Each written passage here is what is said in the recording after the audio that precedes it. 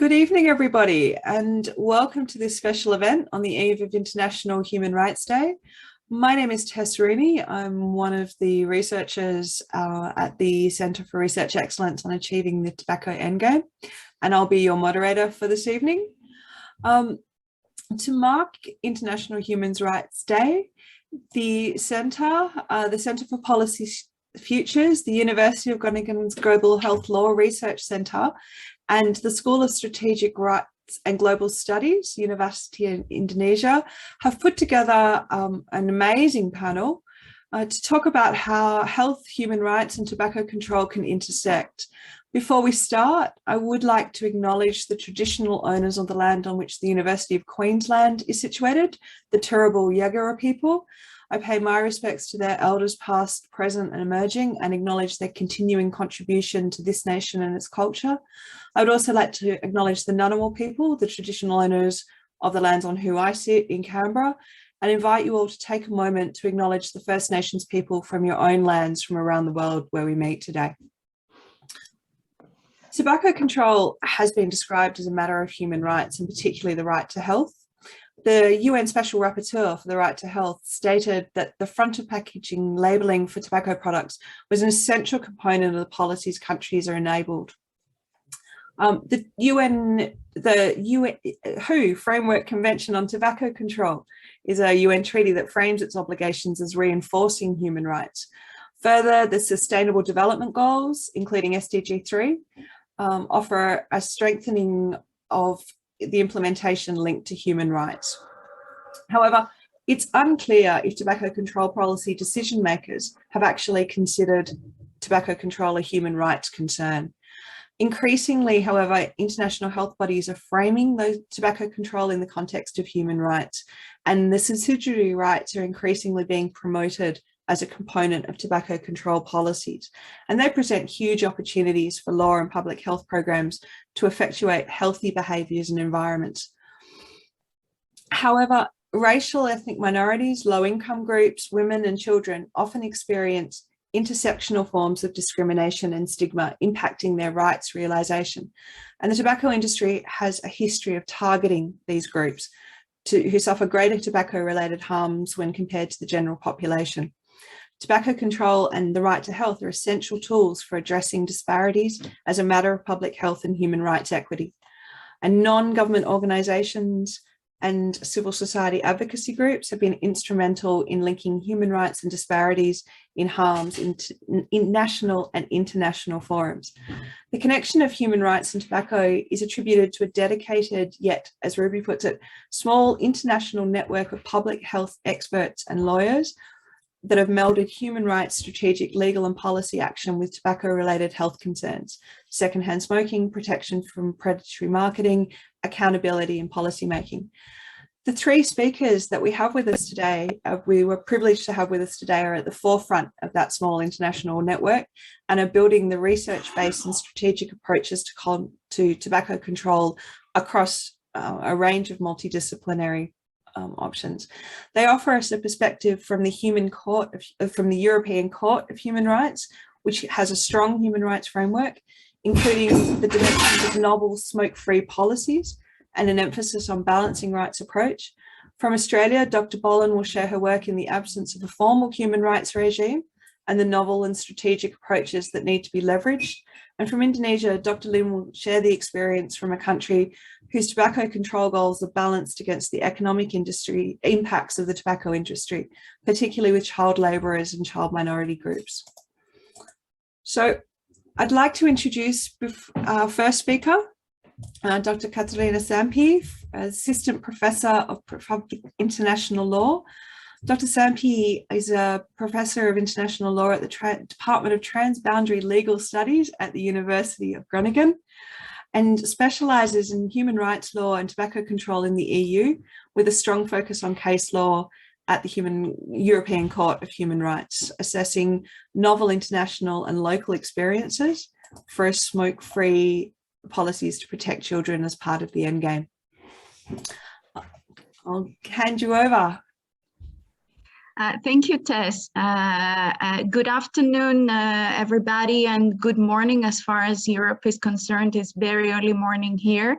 I'm very honored to be here with you, and I'm looking forward to learning from different perspectives from around the globe. I will humbly share the perspective that comes from Europe. I will start sharing some slides, hoping that this will help. So if I'm allowed, just a second.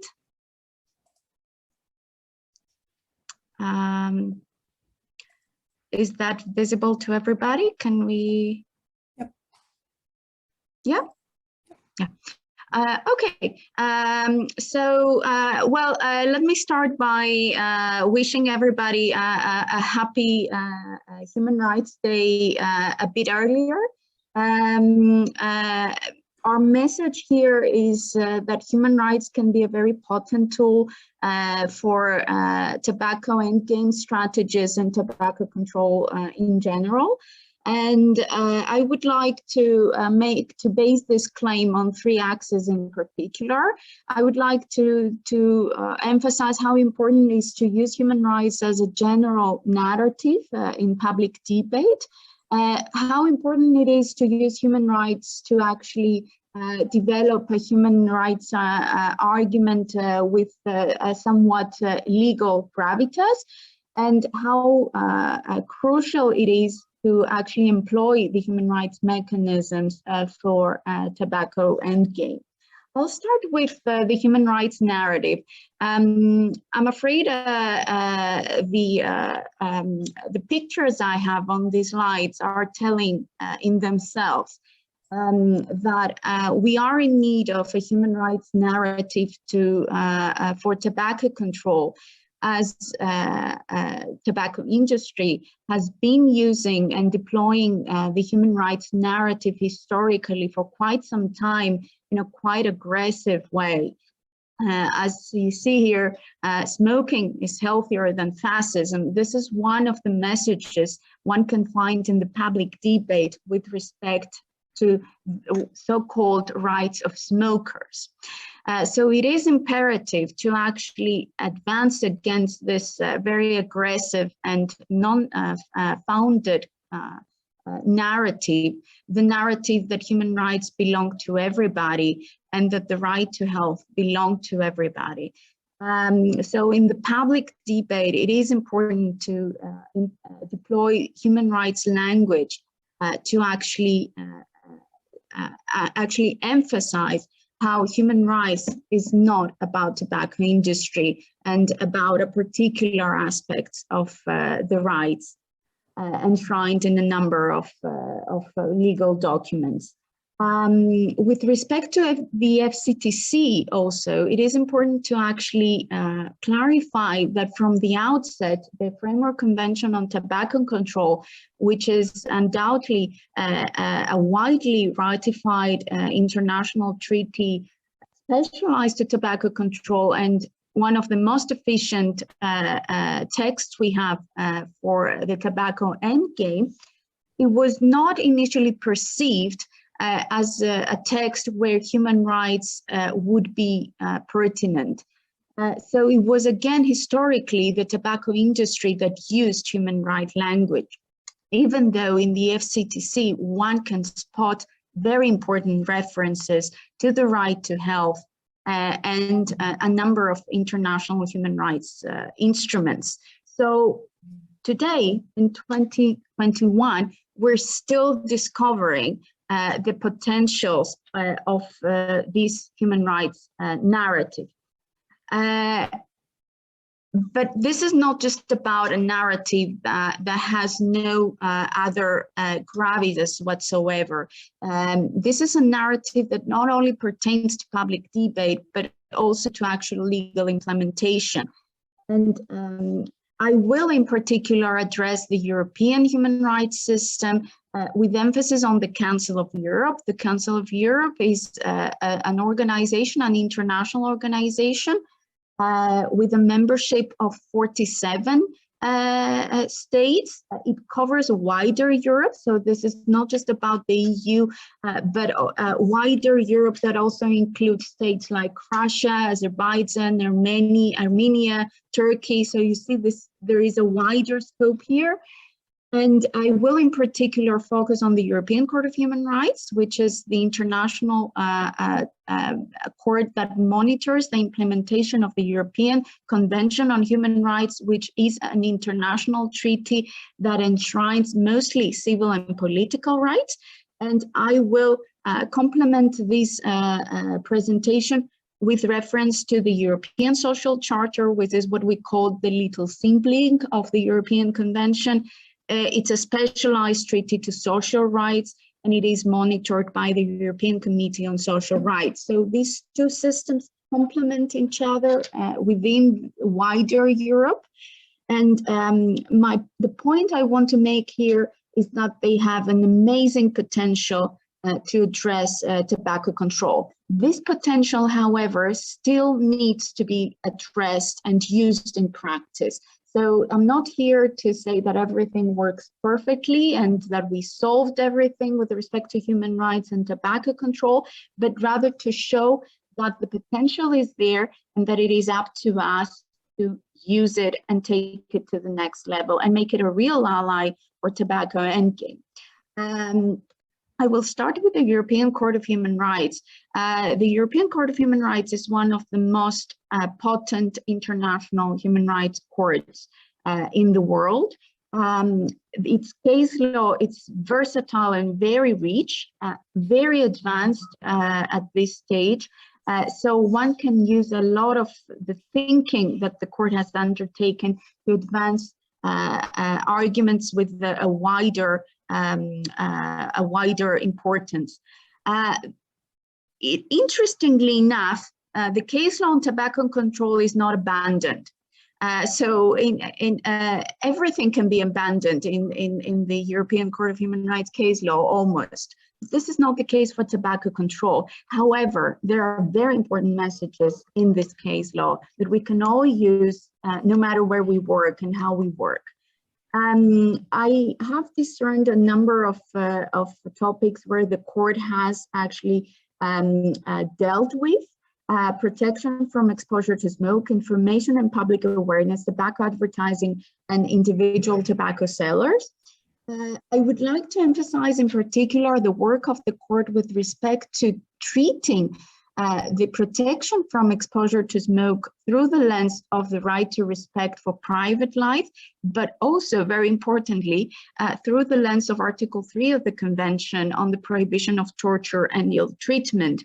These cases pertain in particular prison settings, where prisoners are exposed to secondhand smoking without them having the freedom to set themselves free from this exposure. The court has addressed this challenge, not in a coherent way, I have to admit, but the material is there and can be promising.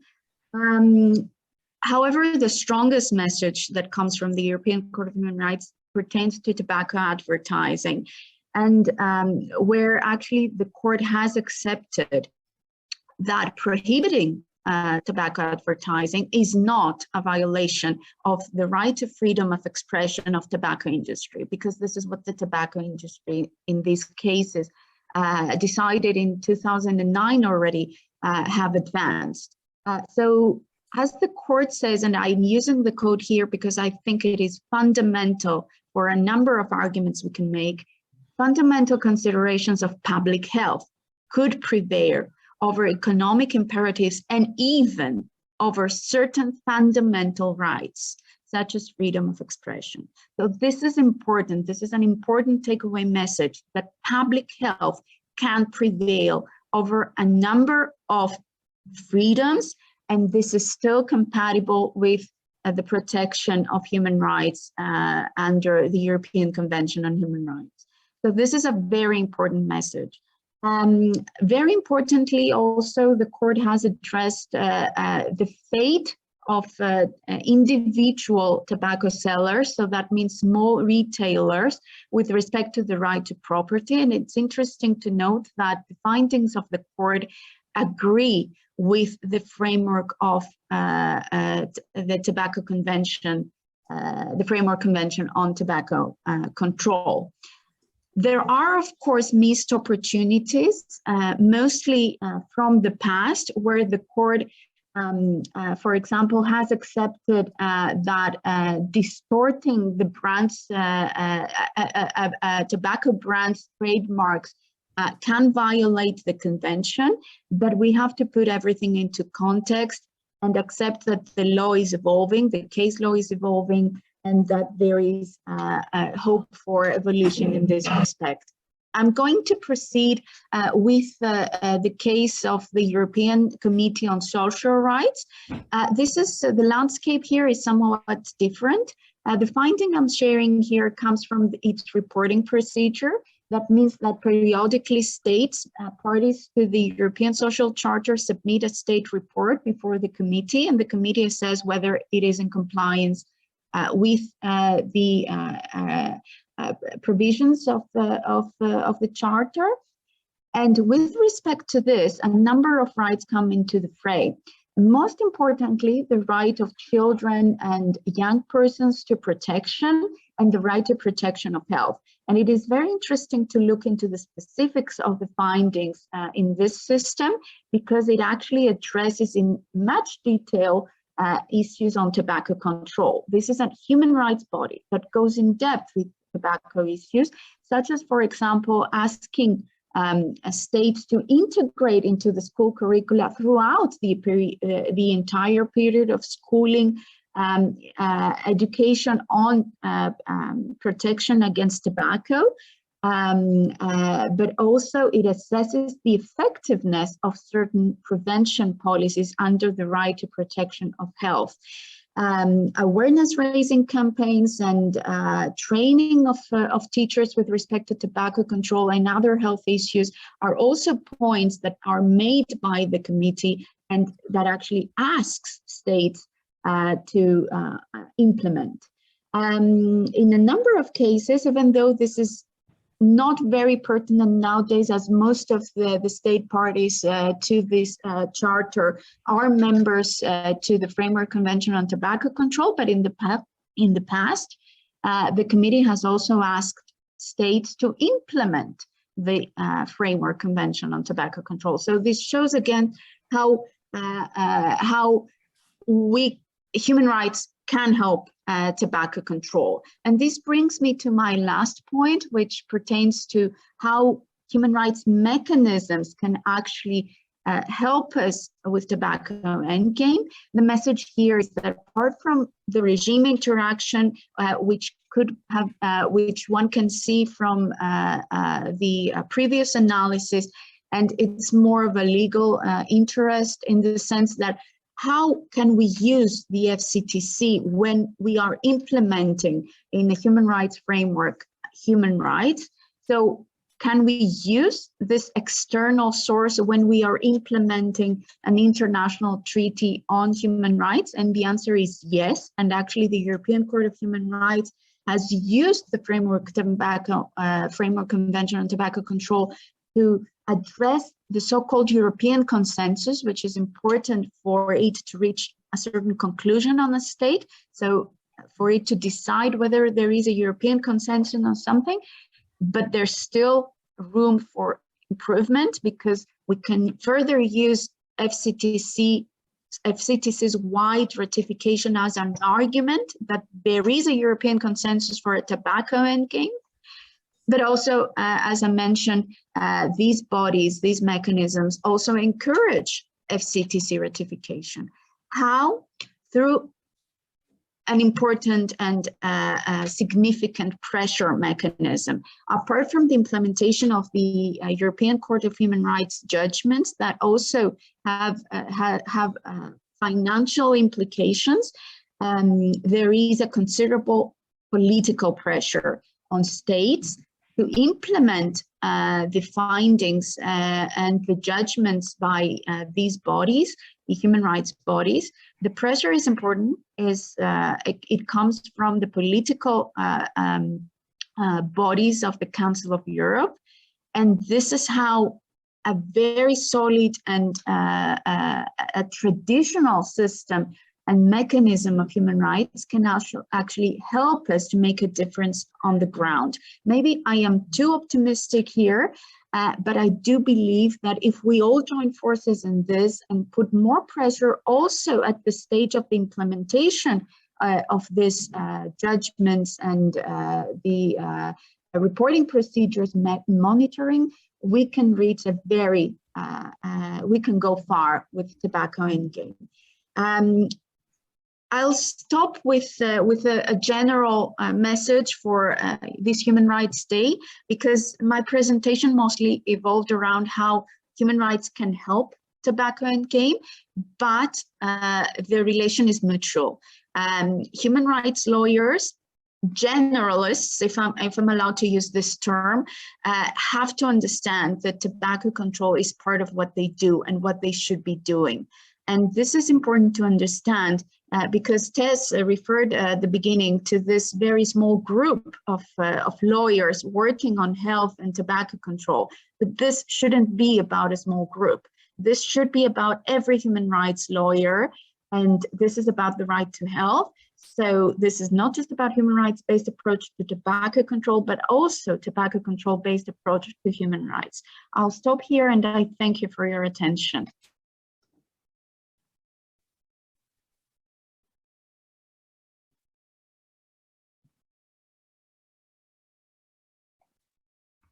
Thank you very much, Katerina, for that highly informative talk. You're absolutely right.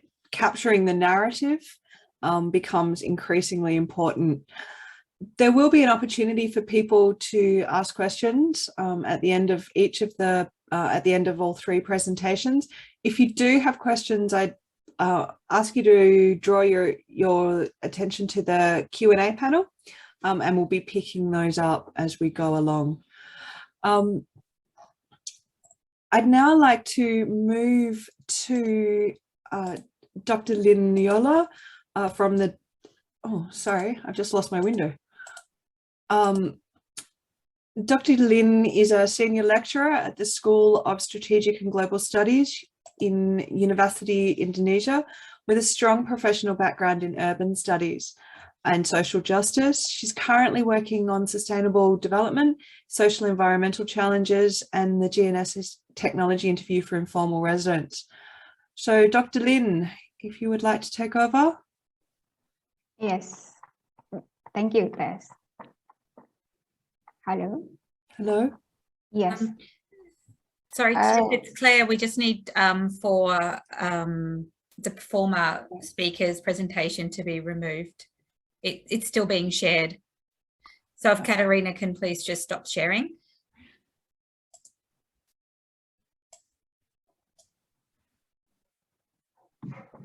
Yeah.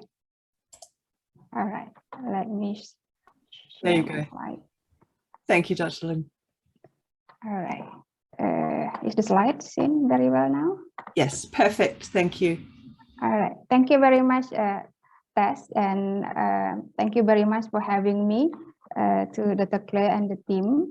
And hello, everyone. I'm Lin Yola. Very good afternoon from Jakarta, Indonesia.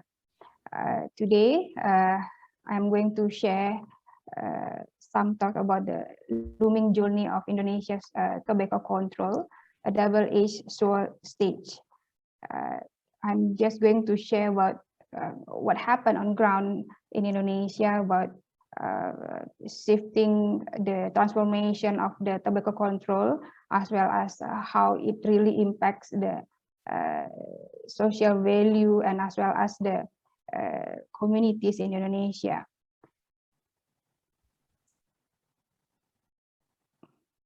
So this is what I'm going to share today. The first one is Indonesia's toll of tobacco, tobacco control, human rights violations, tobacco industry, labor, and smoking among minors. And the last one, closing by the remarks. So this is the situation in Indonesia. The tobacco really affect us, our societies, and as well as those low-class groups in Indonesia. As we can see here that there are 33 or 34% of the Indonesian adults smokes, and as well as most of the children also start smoking every year.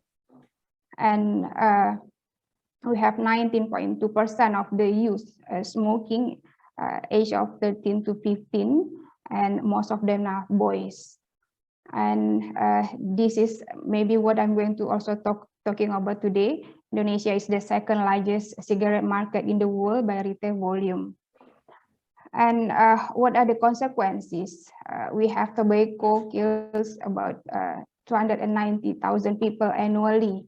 And this is really cause a lot of burden to our nations, like what we see here, that it really caused the deaths, 25.3%, and in overall 17% of all deaths are caused by the tobacco. And of course, from the healthcare costs, this one also really affects us a lot, even though there are numbers here, but I think due to the very long-term history of the health problems caused by the tobacco or smoking, the numbers is very small, because of they're going to treat themselves lifetime. And as we can see here, 56% and 58% of the health costs due to the smoking borne by the Social Security Administrative Body, and this number really increased year by year. We can see here the tobacco mapping in the world.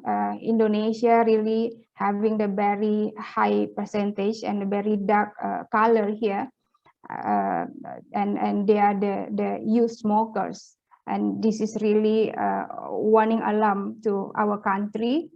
And as what I'm doing currently on the social studies, that I'm really investigating about the informal sectors in the coastal area, and most of them, even though they are very, very poor fishermen, but they are very actively smoking time to time, even though maybe they don't have money to eat for that day, they will still spend the money for smoking. And I cover some of the picture of the kids because it's very terrible fact in our country that it's not only youth and children are smoking, but they already started smoking since they are babies. This is RD from Sumatra. He was started smoking from the age of 2 years old. And it was a very shocking news to all of us, because 2 years old, what he could know about the effect of the cigarettes. But yes, he did, because of his a very strong influence from the family, the habit of the family, and so on and so forth. Then because of this problem, there are a lot of people concerned on this problem, and try to give some care to him. Then he stopped smoking by the age of 4 years old. And in some of the industry area, the workers, the laborers, also we can see that in most of the places during the lunchtime, during the break time, they prefer to spend the break time for smoking instead of taking a rest or having some meals, because it's very, very important, quote unquote, the resting time for them by enjoying the smoking. And this is the new trend in the urban area, that the smokers are not only coming from the middle to low class income people, but also from the youth, and they are also wealthy, but they shift from the traditional cigarette to the electric or e-cigarettes. And this is some facts about smoking in our country, that why the number of smokers are really very, very high in Indonesia is because of the price of the cigarette is very low and is affordable for them to purchase, and they can access it everywhere. So we can see from the graph here that there is a very sad fact here that the affordability of the cigarette even reduced time to time. We can see from 2016, and this also affect the smoking prevalence among the smokers. And here we can see that the price of the cigarette, like what I said just now, from 2000 to 2016 really reduced drastically. And this is one of the factors why smoking culture really growing within the societies. It's not only within the adults, but also among the children. And what are the situations of the tobacco control in our country? This is one of the very sad news as well, that Indonesia is not part of the FCTC. As January 2016, we didn't sign this FCTC because of, like what I said just now, there are two-sided situations that there is a platform of the industry, platform of the business over there, while we also facing the very sad smoking culture that really attack the human health in the societies. Why this one happened as well? Because of Indonesia has very complex and multi-layered tobacco tax system. From the history, we can see that our government is trying to work on this, but it always fails because of it's always facing the fact that the economy of the country is also the concern, as most of the tobacco industry are really supplying the very main resources of living to most of our middle to low class people in Indonesia. And for now we don't really have the very much alternative for that, for the replacement of this. And the sad news is as well as beside the price is very low, the tax for this tobacco is very low. The maximum one we have currently is 57%. This is very, very low compared to the average percentage in the world, which is 75%. But beside this very low tax percentage, we also have the problem of we have different types of cigarette tax, because of we have certain tax for the certain types of the cigarette, like the e-cigarettes. We have certain tax for the traditional cigarettes, and if we are implementing the high tax for these traditional cigarettes, that will also kill the local industry for the tobacco. So that's what we are facing right now. And those are among the tobacco control and policy that we have been trying to implement in Indonesia.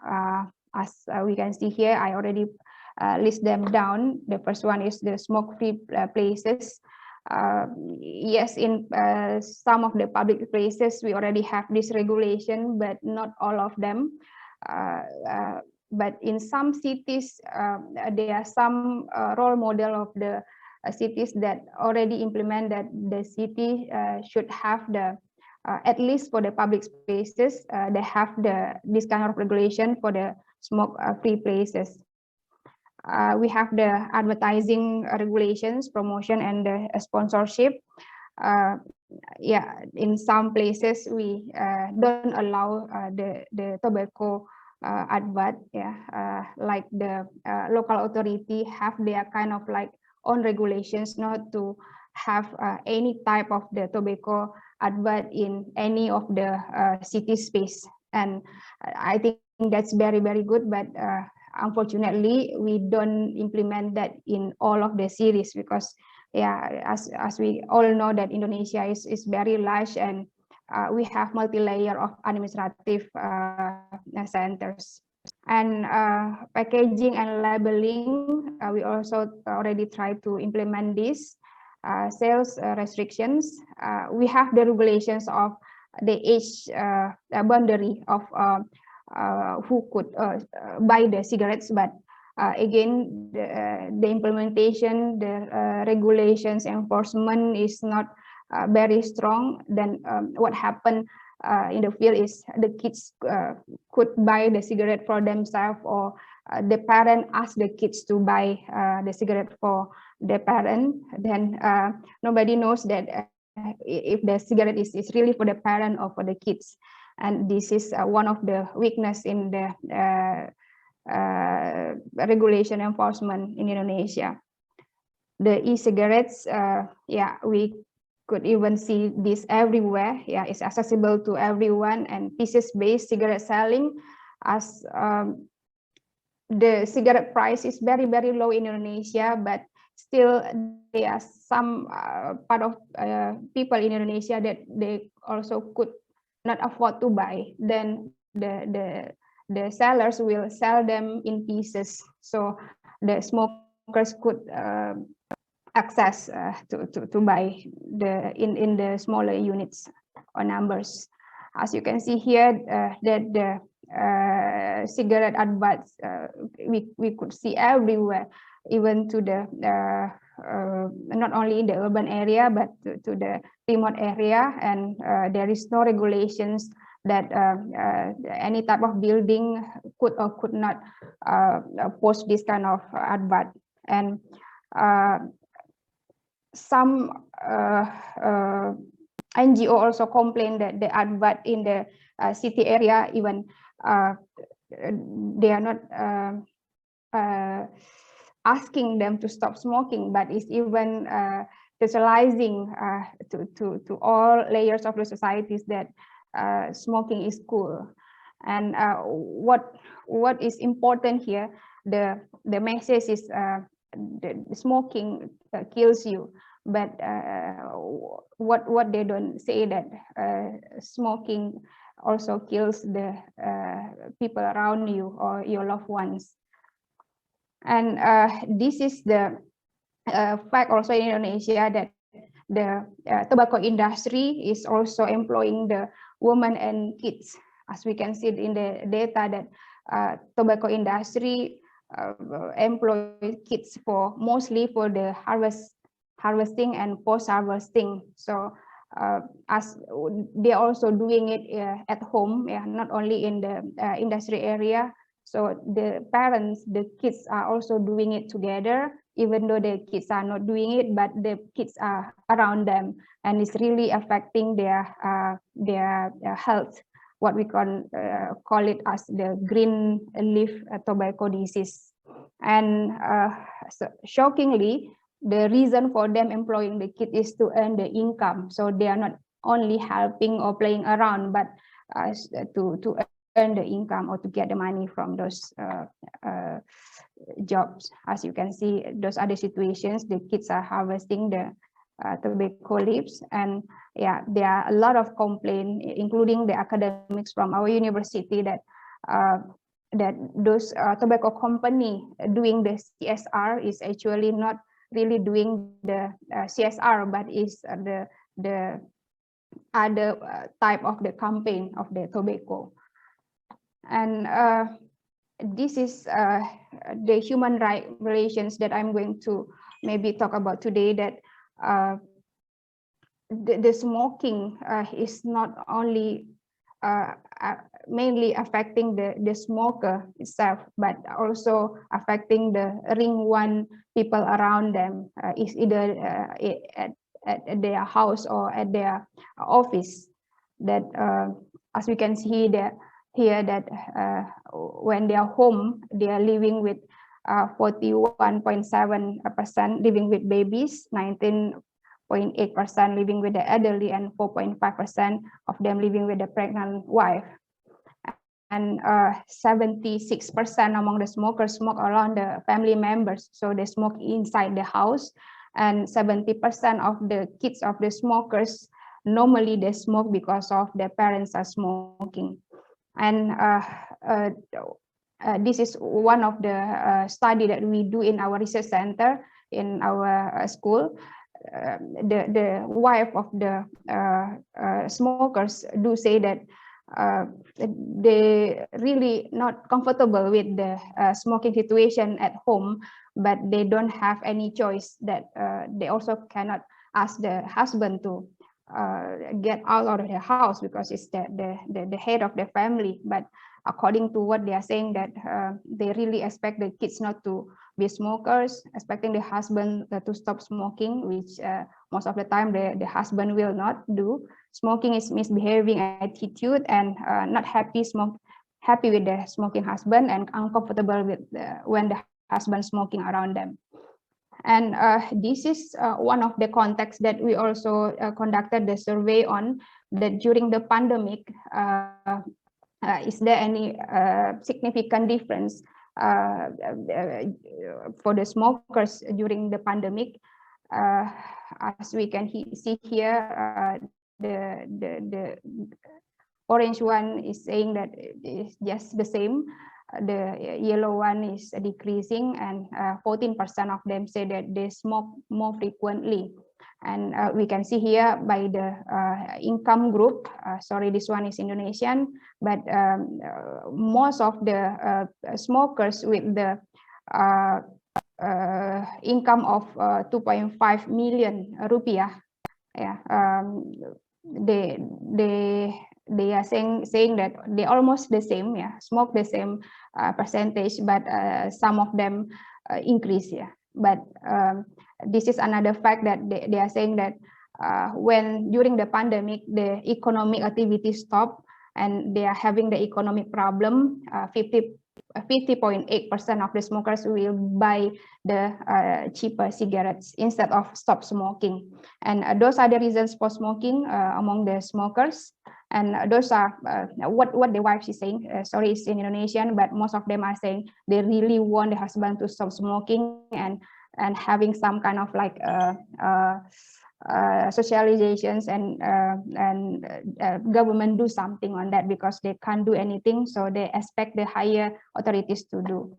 And yeah, this is the remarks that I'm going to call for today, that there is a very strong conflict between the tobacco control, the industry, smokers, passive smokers, and each of them is having very significant roles. And the concern for the human right is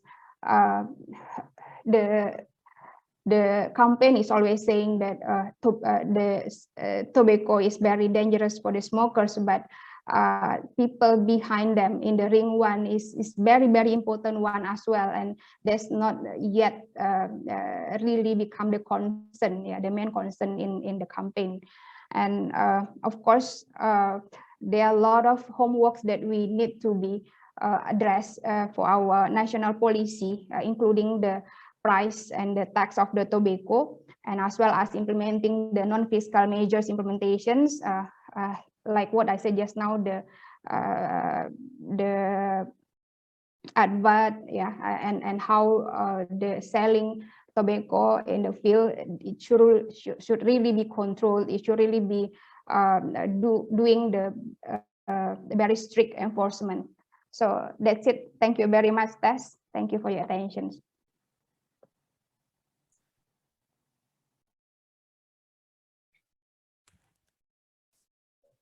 Yes, you're muted.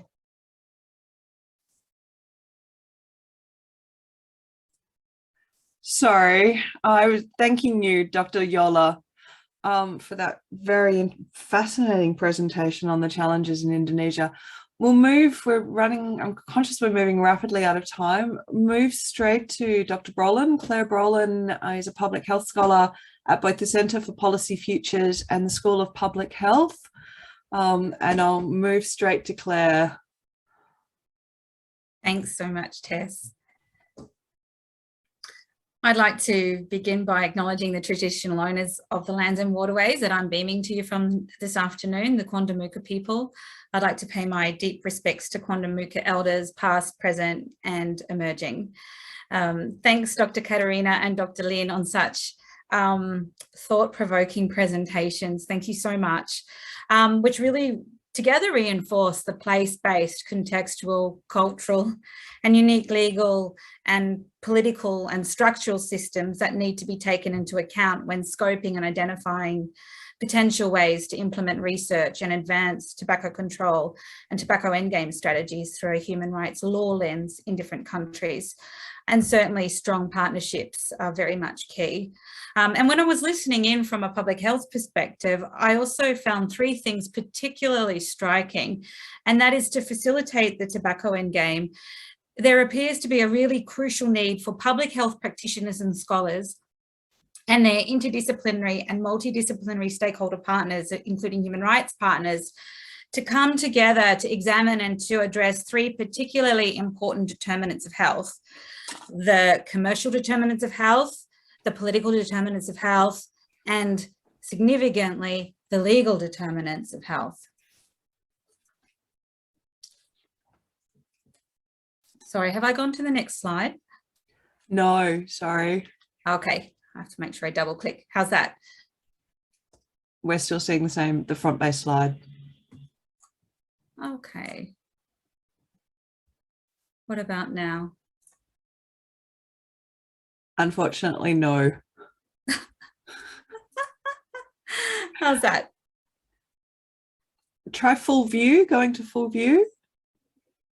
Or alternatively, I can share my screen, Claire, and put it up. Okay, that might be a good idea. Let me just get ready. So I'll stop sharing my screen. If you stop sharing your screen, Sure. And I will hope that this works. It's okay. And I'll let you know which slide to click to next. And apologies to the viewers. Gotta love technical challenges. Just give me 2 seconds. All right. Oh, wonderful. Yep. So on to the second slide. Thank you. There we go. Okay, that's not my one. No, sorry, I picked up the wrong one. Sorry. Yeah, that one there is mine. Yeah. Yeah. Good job. Great. There we go. Back. Thank you so Yes, much, I'm going Casey. back. I'm going back. Sorry. We're doing this, unfortunately, in multiple places, in multiple jurisdictions. So I apologise for the technical issues. Go for it, Claire. Yeah, thanks so much, Tess. So as I mentioned, we particularly need to think about how we go about together examining and addressing three particularly important determinants of health. First, the commercial determinants of health. And the commercial determinants of health are the strategies and approaches used by the private sector, such as tobacco companies and the broader tobacco industry, to promote products and choices that are detrimental to human and arguably interlinked environmental health and well-being. And secondly, we're going to need to come together to address the political determinants of health. As the public health emergency response to the COVID-19 pandemic in all countries has reinforced, public health is inherently political because it is unevenly distributed.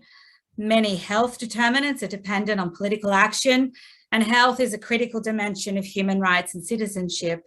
And looking at health and the tobacco endgame through the lens of the political determinants means analysing how different power actors, institutions, and interests affect health within different political systems and cultures and at different levels of policy and lawmaking and governance. And the role of the political determinants of health, I would say, is particularly prominent in light of Lin's presentation in terms of shaping tobacco control and endgame responses by countries. And third and finally, we need to come together to really examine and address the legal determinants of health to advance tobacco control and the tobacco endgame. And health risks in the 21st century, let's face it, they're beyond the control of any Ministry of Health or government in any country. And law can be a really powerful tool for advancing public health and health equity at the global, national and subnational levels. Yet, and I suspect Katerina might agree with me, the power of the law, particularly human rights law within and for public health, remains substantially underutilised and undervalued. It seems to be the poorer cousin to the focus on health policy, when really the law could be the intervention that really underserved populations need for health equity, meaningful health equity outcomes. And so working in partnership, public health academics and practitioners and health and human rights lawyers, scholars and professionals, we can together become champions for evidence-based laws to ensure the public's health and safety are grounded in human rights protections. As we know in Australia, evidence-based tobacco control laws effectively implemented and fairly enforced can create the conditions for good health. But on the other hand, laws that are not informed by public health scientific evidence and human rights law could instead undermine health and justice and exacerbate inequality and discrimination. Next slide, thanks, Tess.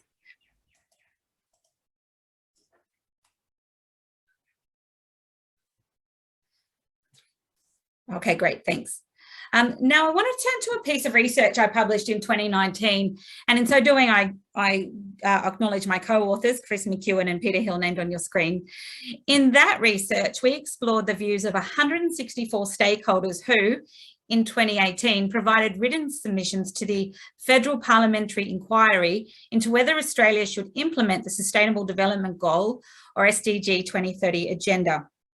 And we had a particular interest in examining in the submission stakeholder views on how Australia should approach its health and development overseas development aid, or ODA, agenda in the Pacific region under the SDG banner.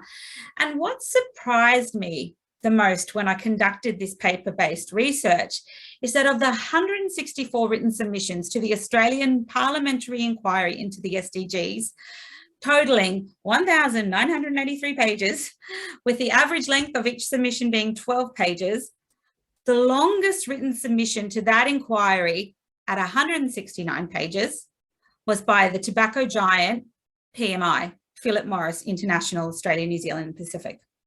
Next slide, thanks, Tess. Great, thank you. In that submission to the Federal Parliamentary Inquiry into SDGs, PMI informed it is, and I quote, committed to a future in which less harmful consumer acceptable alternatives replace cigarettes and other forms of combustible tobacco, a future in which we no longer sell cigarettes. In pursuit of this goal, PMI noted it had invested more than 4.5 billion Australian dollars in the research and development of smoke-free alternatives to provide alternatives for adult smokers to give up smoking completely worldwide. PMI highlighted that its sustainability efforts touch on or are integrated into every aspect of that company's value or supply chain, from the farmers who grow tobacco right through to the 150 million adult smokers who use their products. And PMI raised in that submission that it had set ambitious sustainability targets for the company and had made substantial progress in meeting them. Indeed, PMI emphasised it is committed to the achievement of the Global Health Goal, SDG 3, good health and wellbeing, and stated in the submission, we believe the greatest contribution PMI can make to society is to replace cigarettes with less harmful alternatives. They go on to note that more than 4.5 million adult smokers have already switched exclusively or predominantly to the first of PMI's smoke-free products, and approximately 10,000 people are switching every day. But, however, we know as public health practitioners and informed members of the public that nicotine is just so powerful and there is no safe tobacco product. So smoke-free products are certainly not safe and harmless, especially to the developing brain of children and young adults. We also know e-cigarettes, like vape pens, use a battery to heat up a special liquid into an aerosol that users inhale. And it's not just harmless water vapor. The so-called e-cigarette juice fills the cartridges, usually contains nicotine extracted from the tobacco, propylene glycol, flavorings and other chemicals. And studies have found that even if e-cigarettes claim to be nicotine-free, they actually do contain trace elements of nicotine. And additionally, when the e-liquid heats up, more toxic chemicals are found. Next slide, thanks, Tess. Great, thank you. Nonetheless, in the 2018 submission to the Australian Parliamentary Inquiry, PMI also emphasised that through its own corporate practices, it strongly endorses and aligns with the SDG agenda, and particularly with 6 of the 17 SDGs. So I've already mentioned that PMI believes that it's advancing SDG 3, the Global Health Goal.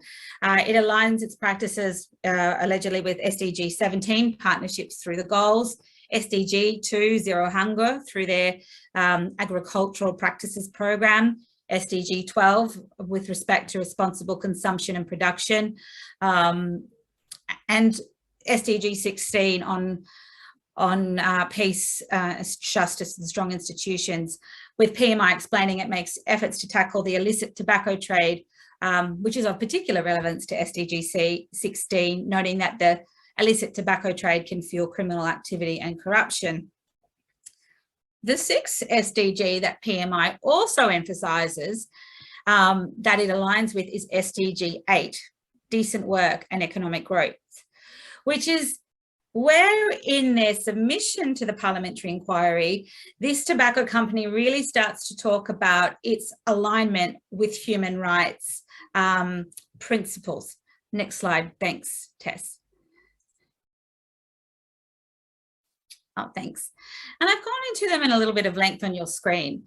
And PMI, you know, in that particular submission, human rights was mentioned 58 times. So PMI is really emphasising how it aligns with human rights agendas. So it stated that it has a human rights core team to ensure continuous oversight and improvement of their human rights program. And they've established cross-functional human rights specialists within that team from their various business functions. They noted that they developed, for example, a general e-learning on human rights for all employees, rolled out at the same time of the release of their commitment to human rights policy, which was approved at the CEO level. And they've gone on to develop training, more in-depth training to allegedly ensure understanding of what human rights means for individual functions and to PMI as a whole, as well as the concrete steps and actions expected from the different functional areas. And they also note that by doing this, they're strengthening the sustainability fundamentals of their company by working to align business practice with the UN guiding principles on business and human rights. Next slide, thanks, Tess.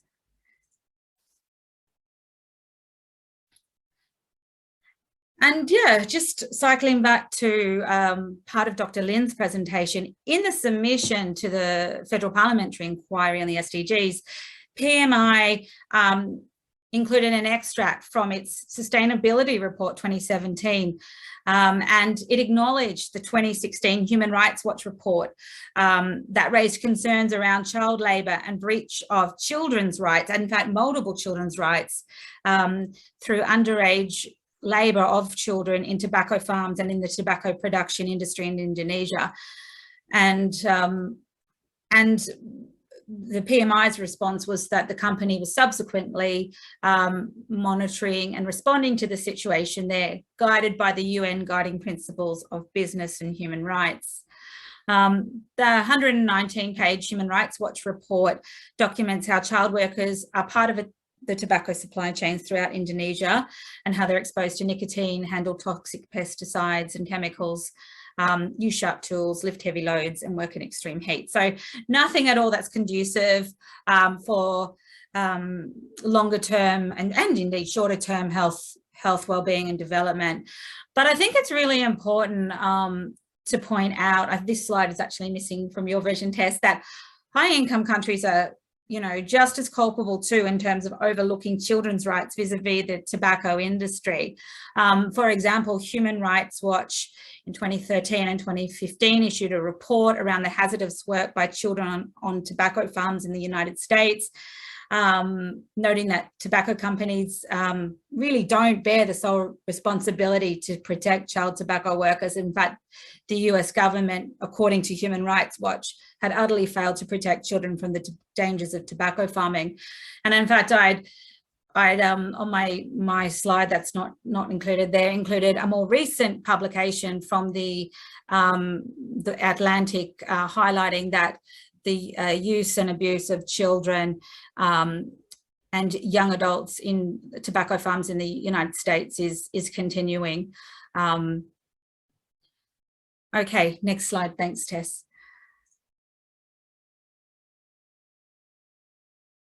Oh, wonderful. Thank you. And what occurred to me when I read the submission from PNI in 2018 as an interdisciplinary public health academic and as a human rights academic is how far ahead of the game tobacco companies are and how they must employ enormously clever futures thinking strategists and chess players. Because in that submission, it was really clear to me PMI and implicitly the broader tobacco industry had looked at the 31 principles contained within the UN General Principles on Business and Human Rights, which was unanimously endorsed by the UN Human Rights Council in June 2011. This was the first corporate framework, UN framework making corporate human rights responsibility of focus, and it was endorsed by the UN.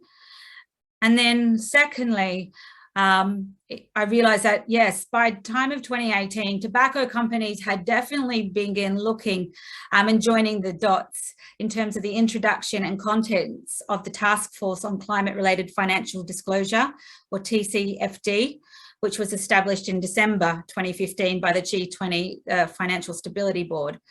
And the TCFD is committed to market transparency and stability, and to allow better and more transparent information for companies to incorporate climate-related risks and opportunities into their risk management and strategic planning process.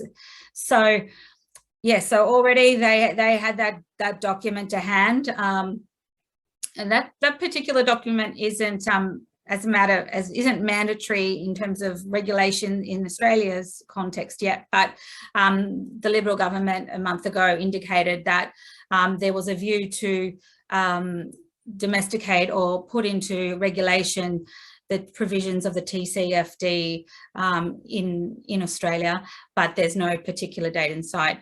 And I guess the third thing that really struck me about that submission in 2018, especially in the Australian context, is that tobacco companies were well aware that at that time, the Commonwealth Modern Slavery Act of 2018, which actually entered into force on the 1st of January 2019, would potentially have an impact on them. And under that particular act, the reporting and requirements support the Australian business community to identify and address their modern slavery risks and maintain responsible and transparent supply chains, both within Australia and offshore overseas. So you can think about what that could potentially mean for underage child labour. So essentially, I'd reckon from 2011 to 2012 onward, the SDG negotiations took off, if not before.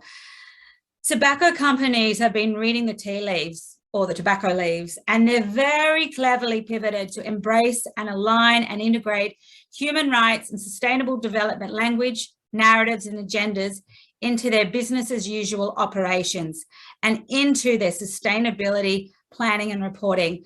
And I suspect they were making this shift or pivot to integrating rights and sustainable development speak well before many, many other corporates and industries And indeed, governments had even clicked on the growing international momentum, whether in policy, law, and principles for companies, in order to remain viable and retain or attract social legitimacy and investor dollars, that they have to increasingly report their environmental social governance, their ESG, their CSR, corporate social responsibility, sustainable development, and human rights activities. And there's a real nexus that's growing here when it comes to company reporting. And I think that upon realizing this growing nexus and the potential impact on the functioning of the tobacco industry, I guess through this submission, PMI really demonstrated to me they were strategically already in full preparation, mitigation, and PR mode, and all over and on top of this particular sustainability rights, ESG, CSR nexus to meet futures, regulations, and business standards compliance for reputational purposes, and obviously for revenue purposes. Okay, next slide. Thanks, Tess. Okay, so what does this mean? This means public health practitioners and human rights scholars together in Australia and internationally are dealing with a very clever and very strategic adversary in the tobacco industry. And if we want, particularly in the Australian context, to creatively leverage the law, whether it's federal law or state territory laws, to pursue the tobacco endgame in our country, we are going to have to get very creative and very strategic in the way we leverage the law or the laws that we identify and choose to leverage. And as the head barrister of the $190 million stolen wages case stated, which is noted on your screen, we can and we must get dirty with the law in our country to generate rights-based outcomes for marginalised, at-risk and unwell populations. And one reason we have to get dirty here in Australia is because we don't have a federal Human Rights Act. And in the stolen wages case on your screen, the head barrister, in the absence of a federal Human Rights Act, strategically identified, leveraged and applied certain powers and provisions that he cited within the Australian Constitution in a class action for the realisation of the human rights and fundamental human dignity for the well overdue compensation by government for 10,000 Aboriginal and Torres Strait Islander Queenslanders who, for 3 decades, worked without pay. Okay, next slide. Thanks, Tess. Great, thanks. Okay, so in Australia, there's a lot of tobacco control laws that together overlap and contribute to the tobacco endgame. And these laws form part of the broader cluster of public health law in our country. And the provisions within these laws, however, aren't explicitly grounded in or expressly related to Australia's larger international human rights law commitments and obligations, such as Australia's obligations under the UN Convention on the Rights of the Child. But if I take a cup as half full approach, I see this body of public health law, if well implemented and well enforced, that this body of law implicitly generates rights-based health and human rights outcomes, because individually and together they assert and advance the fundamental human dignity of all Australians in the face of the well-known dangers of tobacco and nicotine products and the predatory behaviours of the tobacco industry.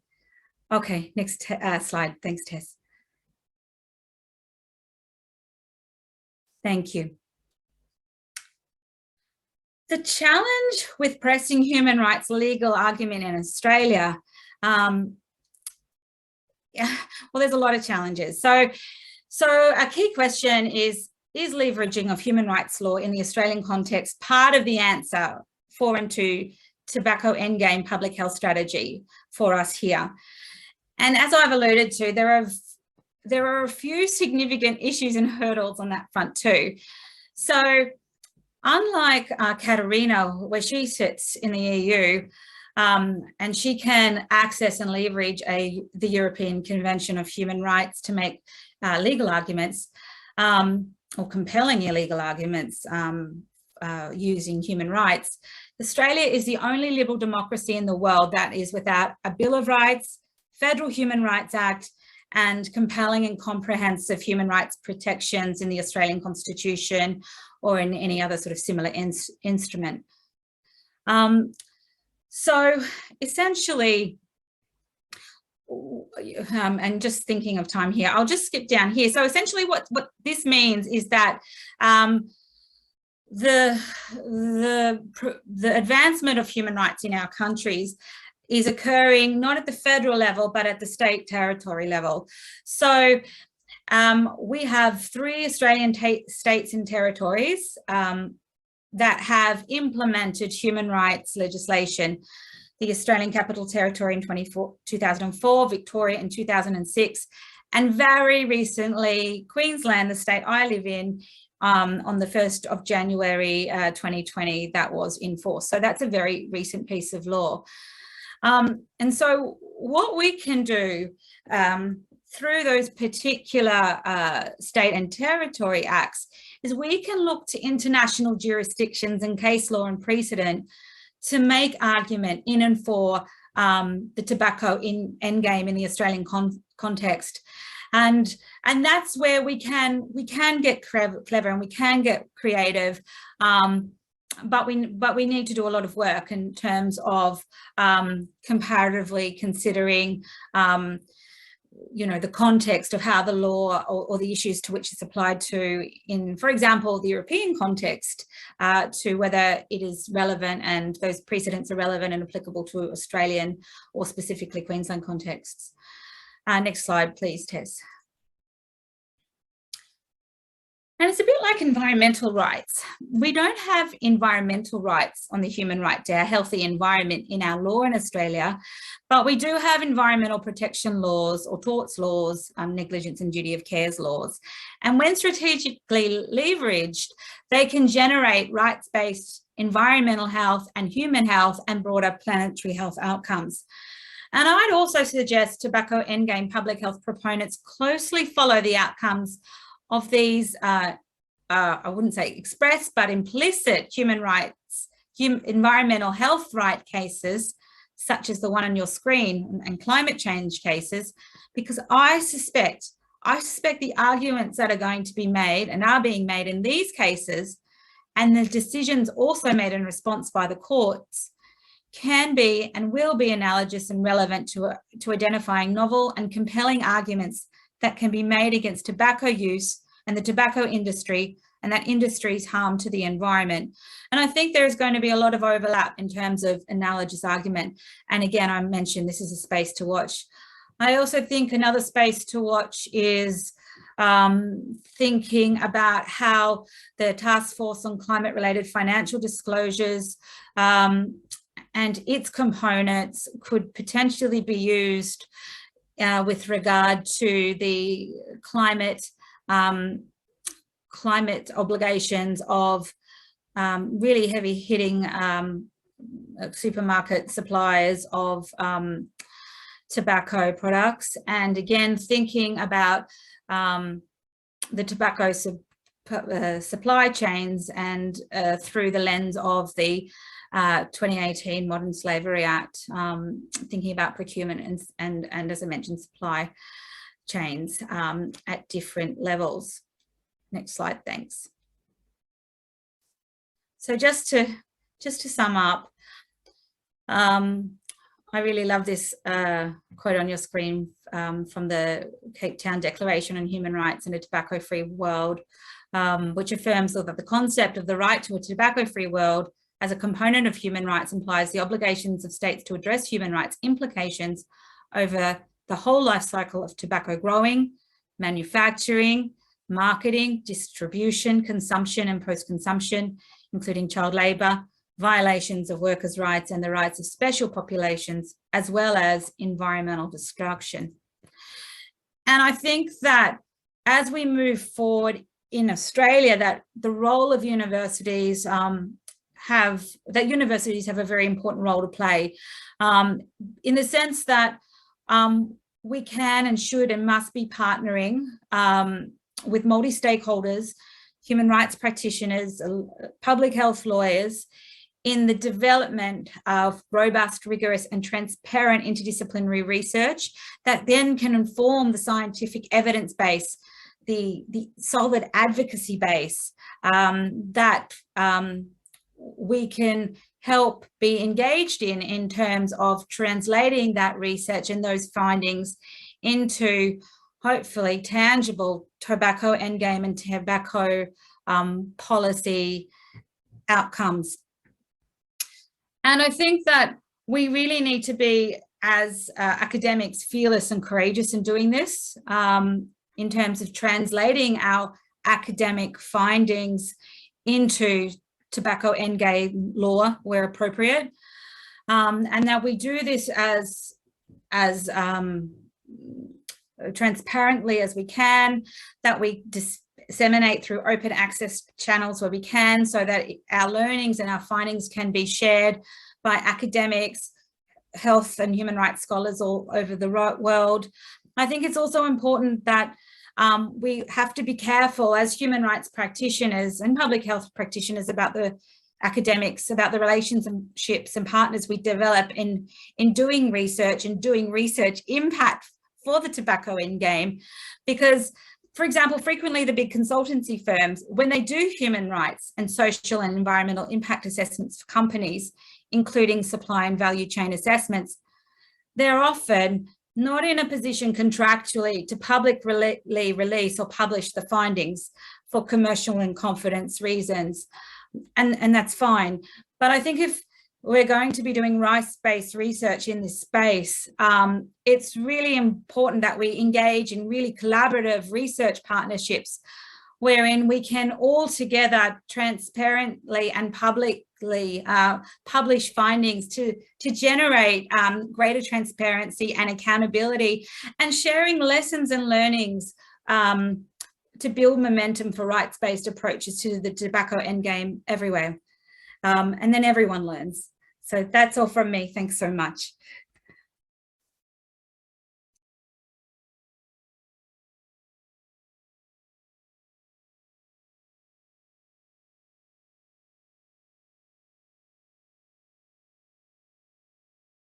You're muted, Tess. I am. What a fantastic call to arms to end our session on, Claire. We do only have a couple of minutes for questions. I would just give me 2 seconds. One is that a recording of the webinar will definitely be made available. We've been recording it, Tiana. Oh man. Sorry, I just lost my screen again. Everyone's having problems. And possibly this one for you, Katerina. Are you aware of the use of the Convention on the Rights of the Child to address tobacco issues, particularly with vaping, given that children are 3 times more likely to take up smoking combustible cigarettes? Perhaps human rights should use child rights instruments as well. Yeah, I have 2 answers to this. The one is that there is a highly specialized literature on this by my colleagues Brigitte Tubes and Marielske Giespen on this. So I certainly defer to you about the work of the CRC committee, and in particular how children's rights, how tobacco control and these tobacco products can be addressed through the specialized children's right framework. And also with respect to novel tobacco products, it's obvious that the tobacco industry is taking advantage of the legal gaps that are still existing. They're taking 2 steps in advance, and the law is still lacking behind. So it is all up to us and everybody to bring this to the attention to the specialized bodies, treaty bodies in particular, constantly. So this is no matter what the advancements have been, and the literature I referred to earlier very thoroughly reflect that there's still a lot to do. Yeah, I'll stop here because of the time. Yeah, thanks. No, thank you. Thank you to all of our presenters, to Dr Katerina Tsampi, Dr Lin Yola and Dr Claire Brolan. An amazing set of presentations that we're really grateful for. I think it highlights for me that no single approach will work in any particular place to establish an endgame, that novel approaches need to be tried and shared between and collaborated between both policy, regulatory and social determinants need to be acknowledged in each space. But it highlights for me the importance, and it follows from Dr. Brolan's call to arms, it highlights the importance of human rights in this space and of practitioners, both in public health spaces and in law spaces, to create new partnerships, to create new collaborations, and to learn from each other, to create strong and enable a strong human rights narrative and agenda to inform that endgame across the world. So I thank you all very much for your time, and for everyone who has joined us tonight. I hope that you found the panelists as useful and as inspiring as I have. And we look forward to working with all of you as we move forward in this journey. And I hope you have a good International Human Rights Day. Thank you all.